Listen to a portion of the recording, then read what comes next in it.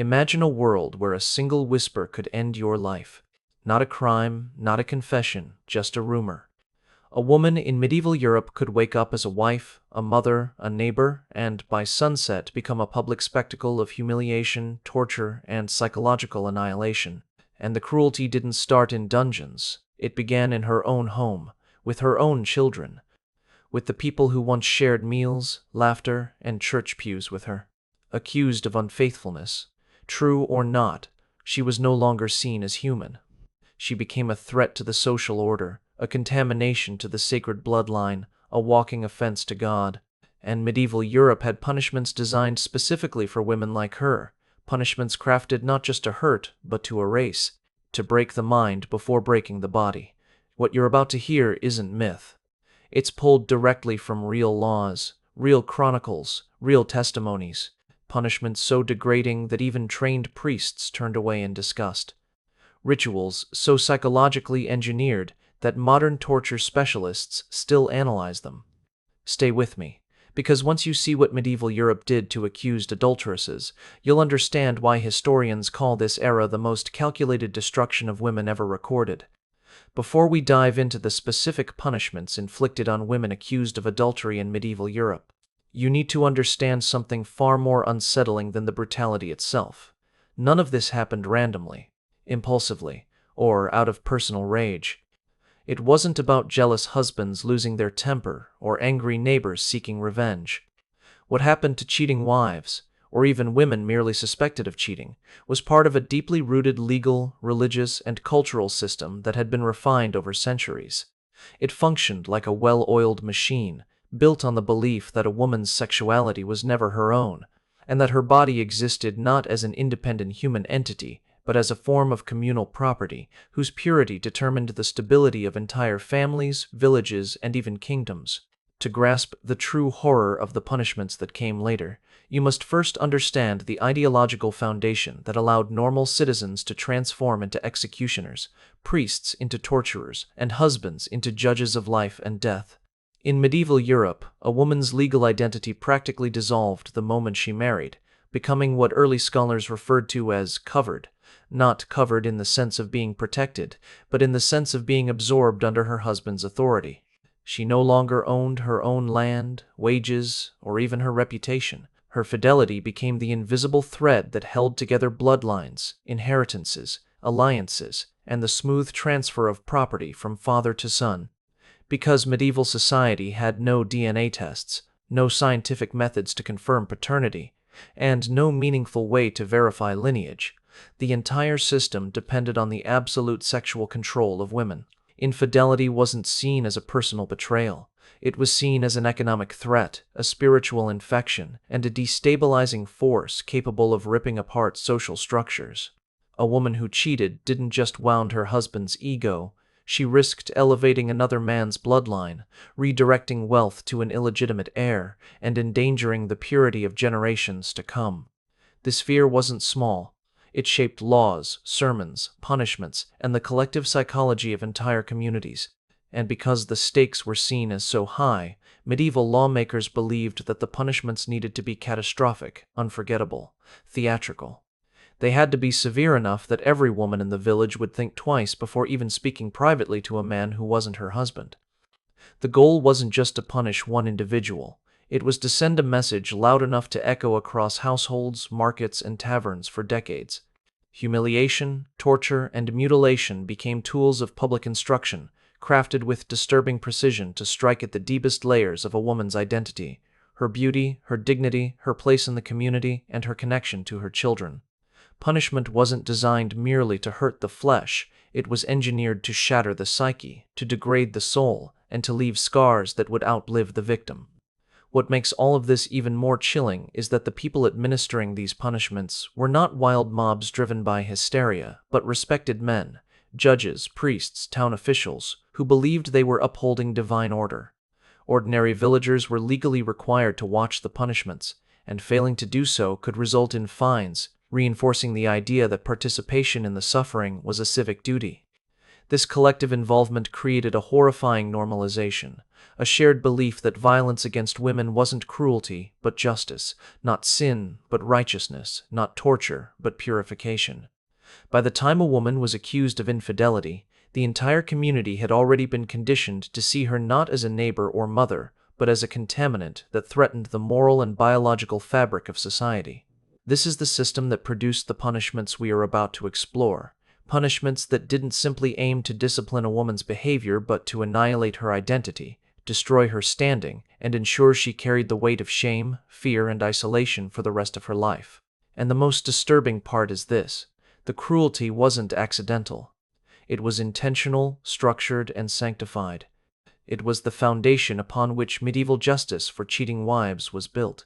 To understand the true psychological violence medieval Europe inflicted on women accused of infidelity, you must step inside the experience of what was considered the lenient punishment, the public penance walk. Sometimes known as carting, procession of shame, or the penitential parade, these gentle-sounding terms hide something far more calculated and devastating, because this ritual was not simply a punishment. It was the deliberate unmaking of a woman in front of the same community that had once defined her identity. The process began before dawn, long before the crowd gathered, when officials stormed into her home with an authority that felt almost divine. They didn't arrive quietly. Their arrival was theatrical, intended to wake the neighbors, to frighten the children, to create an atmosphere of ritualized dread. The purpose was not just to take the woman into custody. It was to begin stripping her of everything she was, her privacy, her dignity, her motherhood, her status, in a single orchestrated moment.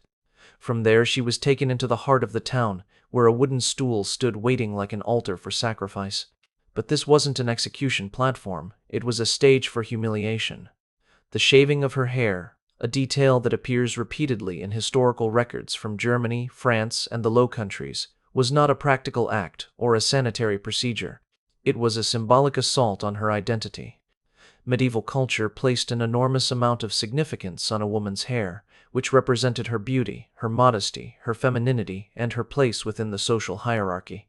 Removing it was an emotional amputation. But the barbers were instructed not to shave her neatly or compassionately. The goal was to make her look grotesque, diseased, monstrous. They left patches, cuts, jagged lines, sometimes deliberately drawing blood so that her humiliation would be visible from a distance. Crowds often laughed, not because they were inherently cruel, but because the system had conditioned them to see her as an object of ridicule rather than a human being enduring trauma. But the shaving was only the first layer of psychological warfare. In many regions, especially in England and parts of France, the stripping that followed was not optional. The law explicitly required it because public nudity carried a spiritual and social meaning. A naked woman wasn't just indecent, she was polluted, dangerous, a walking curse whose very presence corrupted the sanctity of the village. Stripping her was a way of declaring to the world that she no longer belonged within the moral boundaries of society. She was no one's daughter, no one's wife, no one's mother. She was now a symbol of disorder, impurity, and dishonor. In other regions, a thin shift was allowed, but the effect was nearly the same. Her vulnerability was weaponized, and the community was invited to absorb her humiliation like entertainment. The procession that followed was designed with chilling precision. She wasn't led through random streets. She was marched through the most emotionally charged locations of her life, past her own home where her children cried, past the market where she'd bought food for years, past the church where she'd stood in white on her wedding day, past the houses of people she had trusted. Every step was a reminder that she no longer belonged, and the crowd didn't simply follow, they participated. Town ordinances across medieval Europe show that attendance was mandatory. Anyone who refused to join risked fines or suspicion themselves. This forced participation turned an entire community into instruments of punishment, ensuring that no one remained innocent, no one remained uninvolved, and no one could later claim they hadn't seen what happened to an accused woman. Objects were thrown: rotten vegetables, mud mixed with animal droppings, stones, bones, dead animals. Some women lost teeth, eyes, pregnancies, some collapsed long before the end of the route. But the officials didn't intervene unless death became imminent, because the suffering itself was the message. Women were expected to endure hours of walking, sometimes under burning sun or freezing wind, while the crowd screamed insults designed to break them spiritually. And when the procession finally ended, the cruelty did not. She was returned to her home, only to discover that the place she once ruled as mother and wife had rejected her. Doors were locked. Children were instructed not to speak to her. Neighbors had already claimed her belongings. The woman who completed the penance walk wasn't returning to her life, she was returning to a void, a social death engineered to follow her forever. This ritual, considered merciful by medieval standards, reveals the terrifying truth. The goal wasn't justice, it was annihilation. It was the transformation of a woman into a living warning, a scar carved into the collective memory of her community. And horrifyingly, this was only the beginning. The next stage of punishment was even more fatal, because it claimed to reveal God's judgment while ensuring terror in every breath the accused woman took. If the public penance walk was designed to break a woman psychologically, then the next form of punishment, trial by ordeal, was engineered to break her spiritually, mentally, and physically in one crushing ritual that blended superstition, religion, and cruelty into a single terrifying performance. Medieval Europe believed with absolute conviction that God himself would intervene to protect the innocent and expose the guilty. This belief was so overwhelming, so deeply ingrained in the minds of ordinary villagers and religious leaders alike, that the ordeal became not just a legal procedure, but a sacred event. An accused woman was no longer simply a sinner. She was placed before divine judgment, her survival or death interpreted as the will of heaven. And yet, when you study the historical records, you realize the horrifying truth. The ordeal was never designed to protect innocence. It was designed to ensure suffering, to instill fear, and to reinforce the idea that a woman's body existed under the constant surveillance of God and man. The most common ordeal was the trial by cold water, and its twisted logic reveals exactly how medieval Europe weaponized spirituality. Water blessed by a priest was considered pure, holy, incapable of embracing sin. Therefore, if a woman floated, the water had rejected her, proving her guilt. If she sank, the water had accepted her purity, proving her innocence. It sounds simple until you understand how the ritual was performed. The woman wasn't allowed to swim. Legal codes like the Saxon Mirror describe in disturbing detail how her limbs were bound: right thumb tied to left foot, left thumb tied to right foot, body curled into a position that made swimming impossible. In some regions, the rope tied around her waist wasn't there to save her, but to retrieve her corpse if she drowned. The villagers who gathered believed they were witnessing divine justice. In truth, they were watching a slow-motion execution disguised as religion. The ordeal always took place at dawn when the air was still cold and the water even colder, ensuring that the shock overwhelmed her senses. The entire community was again required to attend, turning the trial into a public spectacle. Priests blessed the water with long, elaborate prayers, invoking God's judgment, while the accused woman stood trembling beside them, stripped to a thin shift that clung to her skin, exposed before neighbors, family members, and sometimes even her own children. Every detail was designed to intensify her fear: the cold, the bindings, the chanting, the watchful eyes of hundreds. And when she was finally pushed or forced to jump into the water, the crowd held its breath not out of compassion but out of religious excitement, waiting to see how God would respond. But the body does not behave like medieval theology imagined. Fear changes breathing patterns. Cold water tightens the chest and causes instinctive gasping. A terrified woman, lungs filled with air, often floated, sealing her fate as guilty. She would be dragged out and executed, sometimes immediately on the riverbank. But sinking wasn't safety either. Bound limbs prevented any movement. Even if declared innocent, the woman often inhaled water, causing brain damage, organ failure, or delayed drowning. There are records of women who survived the ordeal only to die days later from infection, fever, or internal injuries. Their innocence, proven through survival or near death, offered no protection from the physical consequences of the ritual. And cold water was only the beginning. In other regions, particularly in parts of Germany and Bohemia, women were subjected to trial by hot iron. Here, the accused had to carry a glowing piece of iron across a specific number of steps, their palms seared instantly down to the flesh. Their hands would then be wrapped in bandages for 3 days. When the bandages were removed, the verdict was revealed, not through evidence or testimony, but through the condition of the burns. Clean healing supposedly meant innocence, infection meant guilt. But in an age with no knowledge of germs, no antiseptic treatment, no clean water, infection was almost guaranteed. Women begged to confess rather than carry the iron, yet confessions without ordeal were considered less spiritually valid, and often resulted in even harsher punishments. The most disturbing part is what happened after 1215, when the Catholic Church officially banned ordeals. Not because they were cruel or unjust, but because the Church argued that demanding miracles from God was inappropriate. The suffering of the women was not the concern. The theological optics were. Yet even after the ban, the ordeals continued for decades in many regions, simply rebranded as secular tests of truth. The violence persisted, cloaked now not in divine authority, but in communal belief and inherited tradition. Trial by ordeal exposes the darkest truth about medieval justice. It was never meant to uncover truth. It was meant to uphold a system where women's lives balanced precariously between superstition and control, where survival depended not on innocence but on luck, physiology, and the whims of crowds. And, horrifyingly, the punishments that followed the ordeal made even this brutality look merciful.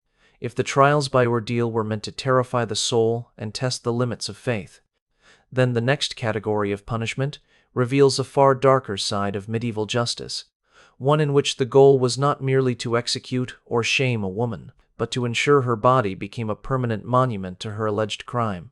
Unlike the public penance walk, which could destroy a reputation, or the cold water ordeal, which could destroy a life, the punishments that followed focused on creating irreversible physical damage that transformed a woman into a walking cautionary tale.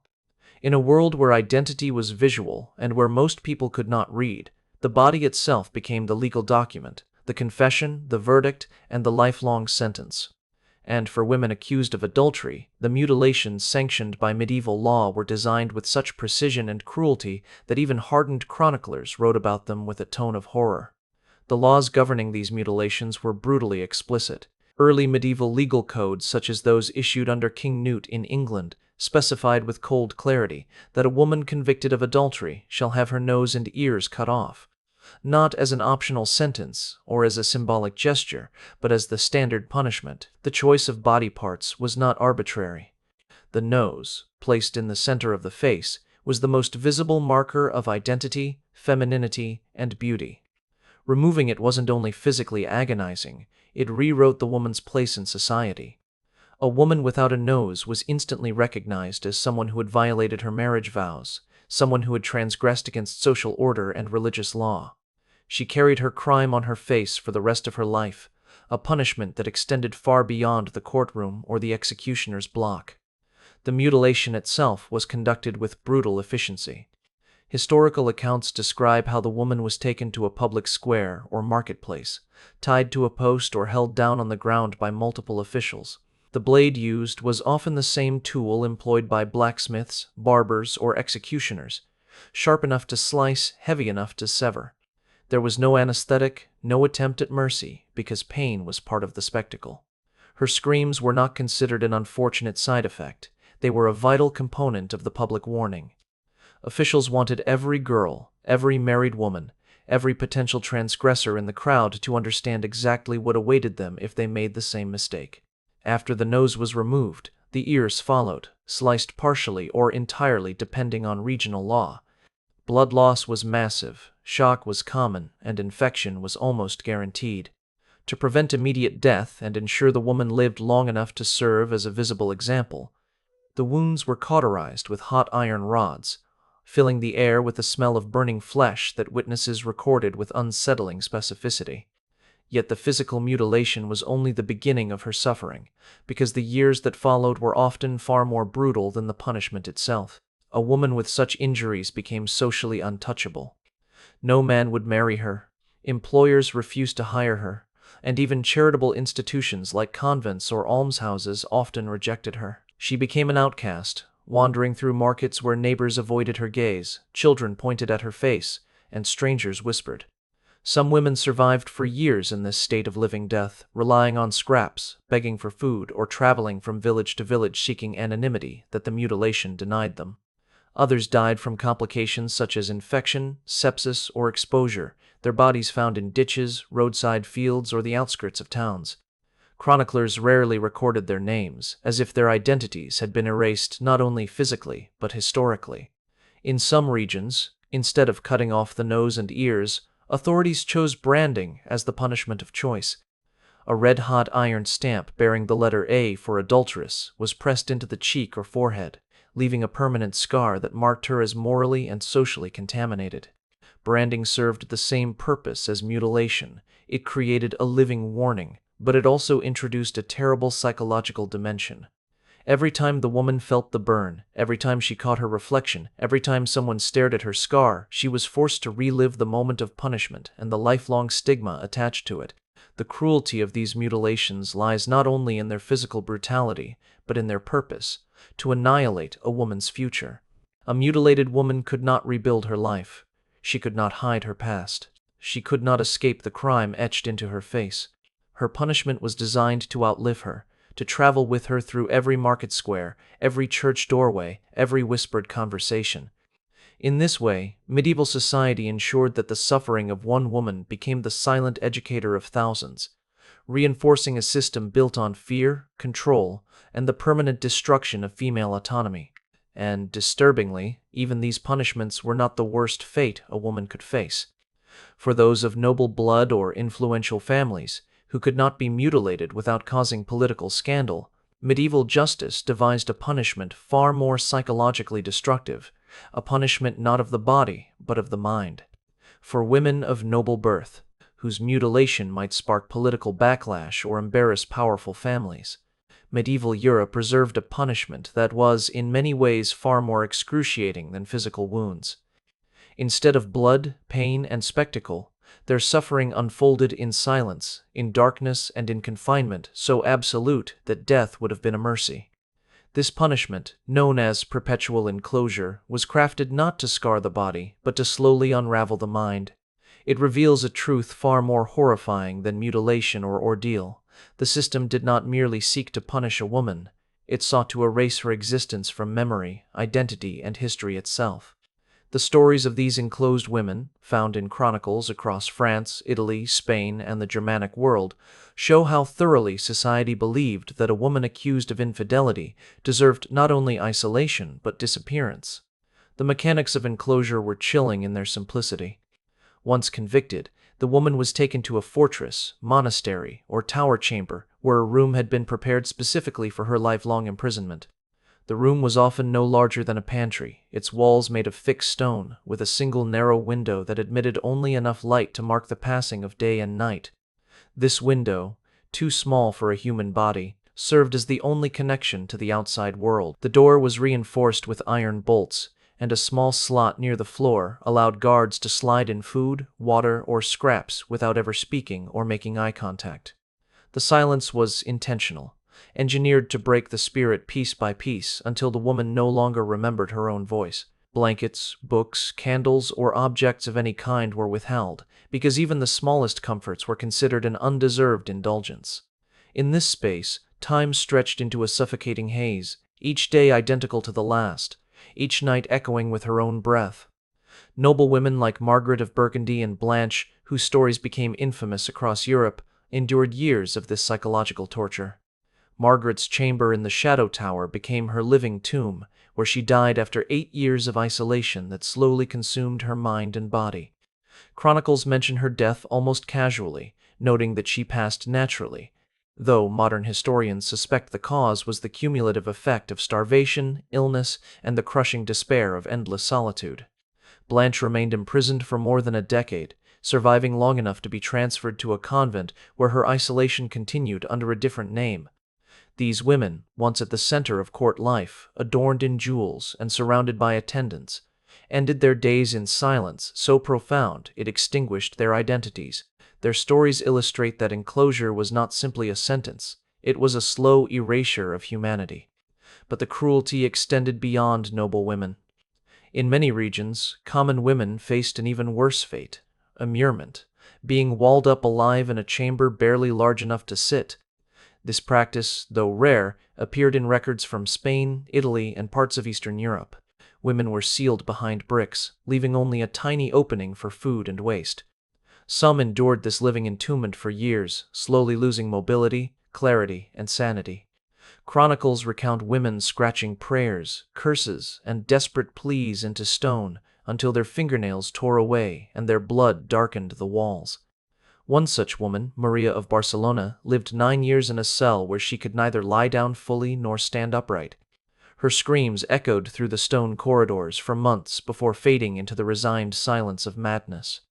When her body was finally retrieved, her skeletal frame bore the unmistakable marks of a life consumed by confinement.